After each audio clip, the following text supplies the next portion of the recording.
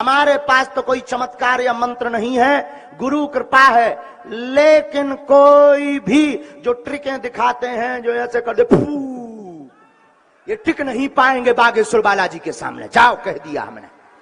हमें अपने इष्ट पर भरोसा है और हमको हनुमान जी ने इसीलिए चुना है कि तुम ऐसे लोगों की ढटरी बार कराओ बेटा।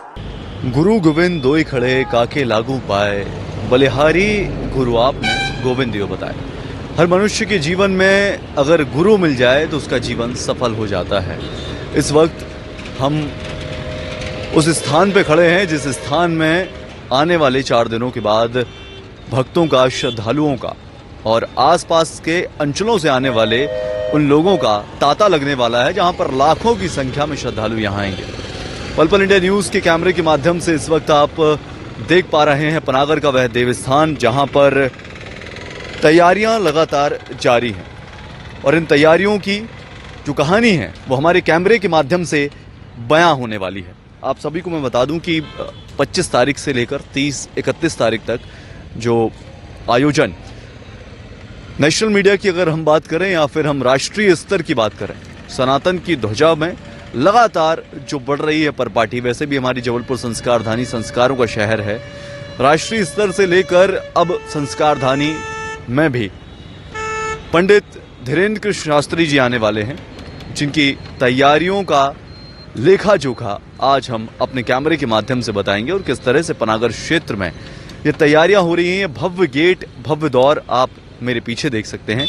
हम ठीक अंदर चलेंगे, जानेंगे कि प्रांगण में किस किस तरह की तैयारियां शुरू हो चुकी हैं। इस वक्त हम उस मंच के बिल्कुल सामने खड़े हुए हैं जहां पर 25 तारीख से कथा शुरू होने वाली है। पंडित धीरेन्द्र कृष्ण शास्त्री जी जो सनातन की ध्वजा को लेकर और हिंदू राष्ट्र की बात करते हैं, जो अलग जगाते हैं हर एक भक्तों के मन में कि आप किस तरह से सनातन से जुड़ें और हमेशा आगे बढ़ें। ये मंच आप देख सकते हैं जो लगभग 80 स्क्वायर फीट का बना हुआ मंच है, जहां पर इस मंच में थर्माकोल से सजावट की जा रही है। इस मंच की विशेषता यह है कि इसमें जो डिज़ाइन है और पीछे आकृति आप देख पा रहे होंगे हमारे कैमरे के माध्यम से, थर्माकोल की आकृति है जिसे डिज़ाइन दिया है नरसिंहपुर के कारीगरों ने। वहीं से आए हुए कारीगर हैं जो लगातार पिछले 1 हफ्तों से दिन रात मेहनत कर रहे हैं और इस मंच की खूबसूरती को बढ़ाने में अपना भरसक प्रयास कर रहे हैं। ये 80 स्क्वायर फीट का मंच है जहाँ पर कथा का शुभारंभ होगा, जहां से पंडित धीरेन्द्र कृष्ण शास्त्री जी लाखों की संख्या में जो श्रद्धालु आने वाले हैं, जो भक्त आने वाले हैं, जो कार्यकर्ता आने वाले हैं, उनको अपना मार्गदर्शन प्रदान करेंगे, उन्हें अपना आशीर्वचन प्रदान करेंगे। और जैसा कि उनके बारे में कहा जाता है कि वो अपने पागलों को यहाँ से संबोधित भी करेंगे। आप देख सकते हैं कि ये मंच की भव्यता ही बता रही है कि इतना विशाल मंच जो यहाँ पर बन रहा है, उसमें कारीगर दिन रात से लगे हुए हैं, मेहनत कर रहे हैं। हर एक आकृति को बड़ी बारीकी से बनाया जा रहा है। आप देख सकते हैं कि जिस तरह से राजमहलों की और भवनों की आकृति होती है, उस छोटी छोटी आकृति में उसे उकेरा जा रहा है। बारीक कटिंग है जिन्हें खुद हाथों से करना होता है। अगर कोई भी गलती हो गई तो वो पूरी शीट खराब हो जाती है। इसलिए ये बारीकी जो है वो मंच में विशेष रूप से दिखाई पड़ रही है और बनने के बाद ये जितना खूबसूरत दिखाई पड़ेगा, यकीन मानिए आप कल्पना नहीं कर सकते हैं। इसके बाद जो सामने की तरफ पंडाल बने हुए हैं, यहाँ पर 3 पंडाल बने हुए हैं, हम उसकी तरफ भी ले चलेंगे। आप देख सकते हैं हमारे कैमरे के माध्यम से कि ये विशाल पंडाल जो लगभग यहाँ से 300 से 400 मीटर की दूरी पर है, जहाँ पर मुख्य द्वार हमारा बना हुआ है। इस विशाल पंडाल में लगभग 3 पंडाल जो बने हुए हैं, मंच के दाहिनी ओर बना हुआ है, एक मंच के बाईं ओर बना हुआ है। इन तीनों पंडालों में लगभग 3 से 4 लाख श्रद्धालुओं की, भक्तों की बैठने की व्यवस्था की जाएगी। यह मुख्य पृष्ठ होगा जो मंच के बिल्कुल सम्मुख होगा, मंच के सामने होगा, जहां पर कुछ दूरी विशेष रूप से बनाई जाएगी। मंच के पीछे भी व्यवस्थाएं की गई हैं जो आयोजकों के लिए रहेंगी, जो यहाँ पे सुव्यवस्थित चीज़ें होनी हैं, संचालित होनी है, उस बात के लिए रहेंगी। यह आप सजावट देख सकते हैं, ये इतनी खूबसूरत सजावट जहाँ पर लाइटिंग का विशेष रूप से ध्यान रखा गया है। ऊपर आप देख सकते हैं कितनी खूबसूरत लाइट लगाई गई है क्योंकि संध्या हो जाएगी। इस वक्त हम मंच के ठीक पीछे की व्यवस्था में आ चुके हैं। ये आप जो कक्ष देख रहे हैं, ये कक्ष पंडित धीरेन्द्र कृष्ण शास्त्री जी का होगा। इस कक्ष की व्यवस्थाओं की लगातार तैयारियां चल रही हैं। आप देख सकते हैं इस कक्ष को बहुत सुनियोजित तरीके से बनाया जा रहा है और इसी कक्ष में जो कृत्रिम रूप से मानव संसाधनों के द्वारा निर्मित किया जा रहा है, जिसे ग्रीन रूम कहा जाएगा, इस ग्रीन रूम को व्यवस्थित तरीके से लगातार कर्मचारी बना रहे हैं और यहीं पर पंडित धीरेन्द्र कृष्ण शास्त्री जी बागेश्वर धाम सरकार यहीं पर रुकने वाले हैं और यकीनन ही हनुमान जी महाराज की कृपा जो लगातार छतरपुर, टीकमगढ़ और अब तो फॉरेंस तक में कृपा होने लगी है। लोग वहां से लगातार ऑनलाइन सोशल मीडिया के माध्यम से महाराष्ट्र से जुड़ते हैं और वहीं पे आप संस्कारधानी वासी भी यहाँ पर महाराष्ट्र का आशीर्वाद प्राप्त कर सकते हैं। ये ग्रीन रूम की सजावट है। आप देख सकते हैं कि कपड़े अभी लगाना शुरू कर दिया गया है, प्लाई से उस व्यवस्था को संचालित किया गया है और यहाँ पर लगातार कारीगर लगे हुए हैं जो मेहनत कर रहे हैं, जो लगातार उसे सजाने की, सुनियोजित करने की पूरी तैयारियां कर रहे हैं। यहाँ पर आप देख सकते हैं कि बहुत व्यवस्थित तरीके से इसे बनाया जा रहा है। हर एक छोटी बातों का ध्यान रखा जाएगा, हर एक छोटी छोटी व्यवस्थाएं यहाँ पर की जाएंगी क्योंकि गर्मी का समय भी है, इसलिए तमाम उन इंतजामों का ख्याल भी रखा जाएगा जो होने जरूरी हैं। लगभग 3 से 4 दिनों में जो बन के तैयार होने वाला रूम है, ये यकीनन जब आप देखेंगे तो आपको बहुत अच्छा लगेगा। आइए चलते हैं और भी क्या व्यवस्थाएं हैं इस ग्रीन रूम के ठीक बाएं तरफ और दाएं तरफ। वहां भी रूम्स बन रहे हैं जो लगातार जहां पर उनके साथ में आने वाले शिष्यगण और खास अनुयायी रुक सकेंगे।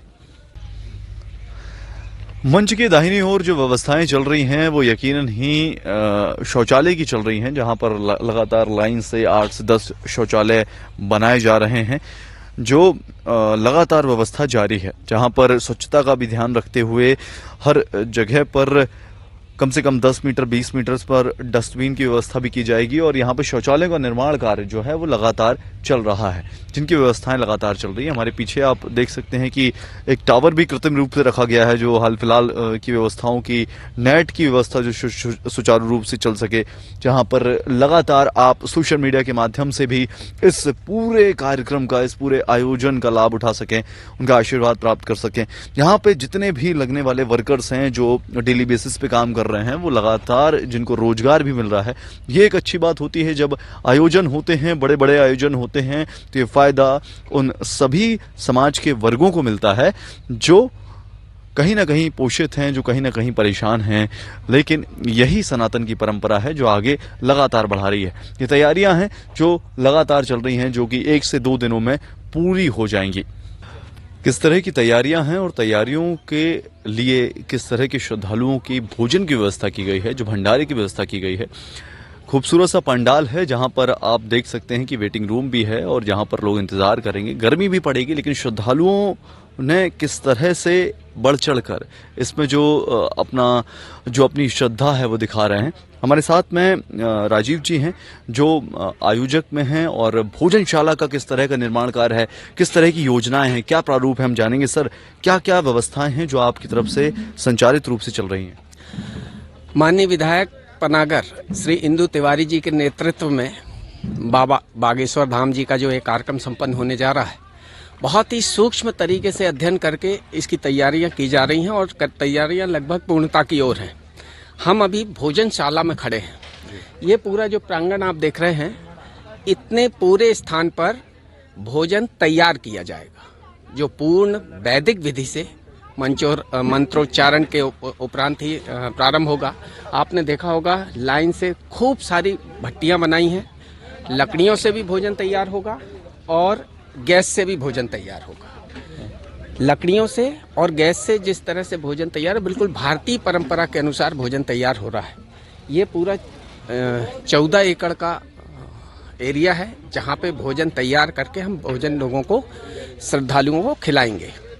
साइड में वेटिंग रूम रखा है, एक तरफ भोजन करने की व्यवस्था है। एक बार में 15,000 लोगों को हम लोग भोजन कराएंगे और वेटिंग रूम से 15,000 लोगों को ही एंट्री देंगे। फिर उसके बाद तो पुनः 15,000, ऐसे 15,000 करके हम लोग भोजन कराने की व्यवस्था बनाए हुए हैं। और लगभग कितने लोग इसमें लगने वाले हैं और इतना बड़ा आयोजन जो है सफल होगा तो किस तरह से भोजन परोस व्यवस्था होगी, किस तरह से बैठक व्यवस्था होगी, थोड़ा सा उसका विवरण भी हम चाहेंगे। देखिए, माननीय विधायक जी ने इसके लिए बहुत अच्छी व्यवस्था ये की है कि गुजरात, गोंदिया और नागपुर और चित्रकूट इस जगह से भोजन बनाने वाले, भोजन परोसने वाले की व्यवस्था की है। इसके साथ ही हजारों हजार कार्यकर्ता हैं जो सेवा कार्य करेंगे, कार सेवा के लिए जो इच्छुक रहे हैं। ऐसे कम से कम 25,000 का रजिस्ट्रेशन हमारे पास है। वो सारे लोग इसमें लगेंगे। बस एक भी व्यक्ति को भोजन करने जो आए, जो भी श्रद्धालु आए, एक भी भक्त को कोई परेशानी ना हो, इसका ध्यान हम लोग पूरी तरह से रखेंगे। एक बार में 15,000 लोगों को हम लोग बैठ के भोजन खिलाएंगे। साइड में वेटिंग रूम बनाया गया है जो करीब 6 एकड़ का है। पूरा आपने देखा टेंट तंबाल सब लग गया है। इधर वेटिंग रूम में सबको रोक के रखेंगे ताकि अंदर हौच पौच ना हो। और ये पूरे पंडाल में भोजन बनेगा। यहाँ से वहाँ तक ले जाने के लिए चक्रयुक्त वाहन का इस्तेमाल करेंगे ताकि मतलब किसी को किसी प्रकार की गंदगी भी ना हो। बड़े बड़े हम लोगों ने कंटेनर बनवाए हैं जो नए कल बन के आ जाएंगे, जिसमें भोजन तुरंत तैयार होगा। दाल है, चावल है, इस तरह से। और कहीं पे भी स्वच्छता का इतना अधिक ध्यान रखा है, आपने पंडाल में घूम के देखा होगा। एक एक चीज पे फोकस किया है कि किसी तरह की कोई गंदगी ना हो। जो भी व्यक्ति इस काम में लगा है वो पूरी तरह से साफ सुथरा हो। भोजन परोसने वाला विधिवत हैंड ग्लव्स पहनेगा। बनाने वाले जो हैं, जिनका हाथ भोजन सामग्री में लग रहा है, वो भी हैंड ग्लव्स पहनेंगे। उनकी सारी व्यवस्थाएं इधर पे की गई हैं। हमको ये लगता है कि ये अपने आप में एक अनूठा कार्यक्रम, जबलपुर में एक ऐतिहासिक कार्यक्रम होगा। और ऐसा कार्यक्रम, मैं ये इसको अगर घमंड ना कहूँ तो ये जरूर कह सकता हूँ कि ऐसा कार्यक्रम सिर्फ और सिर्फ इंदु तिवारी जी जैसा व्यक्तित्व ही कर सकता है। सचमुच में इन्होंने जबलपुर के इतिहास में एक नया अध्याय जोड़ा है। और मैं तो समझता हूँ शायद पहला ऐसा अध्याय है जहाँ पे लगभग 5 लाख लोग, 4 लाख लोग रोज आएंगे और जहाँ पे लगभग 1.5 लाख लोगों को रोज भोजन परोसा जाएगा। ये अपने आप में बड़ी उपलब्धि है। बहुत बहुत शुक्रिया राजीव जी आपका। और देखा आपने किस तरह से लगभग प्रतिदिन 1 लाख से 1.5 लाख श्रद्धालुओं के भोजन की व्यवस्था यहाँ पर की जाएगी। ये पूरा परिसर लगातार तैयारियों से सज रहा है।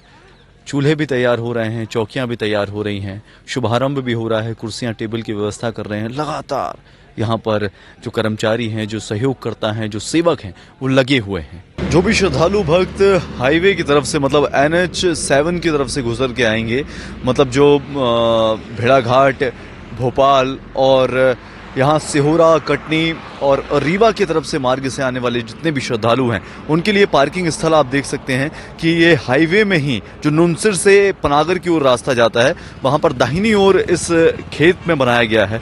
ये बहुत सुगम व्यवस्था, यातायात व्यवस्था को ध्यान में रखते हुए इस तरह का पार्किंग एरिया यहाँ पर बनाया गया है। जो हाईवे से आने वाले श्रद्धालु भक्त हैं वो यहाँ पर अपनी गाड़ी पार्क कर सकते हैं। तो ये पूरा प्रांगण है जिसकी तैयारियां जोरों शोरों पे चल रही हैं। और बागेश्वर धाम सरकार 25 तारीख से 31 तारीख तक यहाँ पर अपनी कथा का आयोजन करने वाले हैं। और आप श्रद्धालुगण जो दूर दराज के इलाकों से यहाँ आने वाले हैं, जो रीवा से आने वाले हैं, जो कटनी से आने वाले हैं, जो सागर से आने वाले हैं, जो दमोह से आने वाले हैं, जो मंडला से आने वाले हैं, उन तमाम लोगों की व्यवस्थाएं भी, कुछ की पार्किंग व्यवस्था हाईवे में की गई है। और आप अगर पनागर क्षेत्र में अंदर की तरफ आएंगे तो पेट्रोल पंप के बाएं तरफ व्यवस्था की गई है।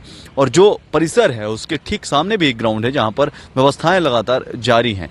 ये तमाम व्यवस्थाएं हैं जो प्रशासन की ओर से और यहाँ पे आयोजकों की ओर से की जा रही हैं। लेकिन कहीं ना कहीं यातायात की व्यवस्था को ध्यान में रखते हुए प्रशासन भी बहुत सजग होने वाला है। लाखों की संख्या में श्रद्धालु यहाँ आने वाले हैं और यकीनन ही संस्कार धानी एक बार फिर से जो रच बस जाएगी। पूरा जो प्रांगण है वो कहीं ना कहीं भक्तिमय होने वाला है।